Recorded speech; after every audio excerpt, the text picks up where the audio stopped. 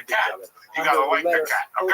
We've been cool until now. So far, what you get back. Like you said, we'll take out the I love a leash roll. The government, you guys break up. 2 years from now, every trade we meet, especially in the Arab descent or whatever, they're all gonna come up to you and say, hey, listen, you wrote about what's inside these books. What you wanna come up and see my cat? What do you think? And this is You wanna besides come up and many get attacked? That means come up and see my fucking cat. We're from Persia. I'll things teach you like how that. to This is like a great whatever. I don't know what these people I will are. tell you This scenario that, that you're in, you know, thank God my wife and I being have very 6 kids. aggressive with her pussy. Every time I see like a hot Arab chick, that chick got running out of that names. chick got a badass fucking cat at the house. Our kids out. I don't know So why. we went to Every our time I rabbi. see We're a probably beautiful Indian woman with that chick got a mystical cat at the house. And the rabbi Like one of those says, cats that read your go let fortune the shit. shame have to go. Tells you who's gonna win tonight. If the Red Sox are gonna cover against the Phillies. So you Oh my find a name God. that makes Let's sense talk about for your something child. that Lee and So I that was an discussed. interesting sort of, it's a George and I go-to discussed. source of the baby name book I'm as 62. well.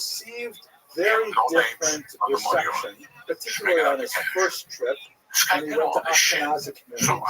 Because very often, when you go to Sephardic communities, Sephardim would regard him as that's $2,000. I get to pay the rent. one of ours. If you're that stupid, I gotta rob you. That was always my world.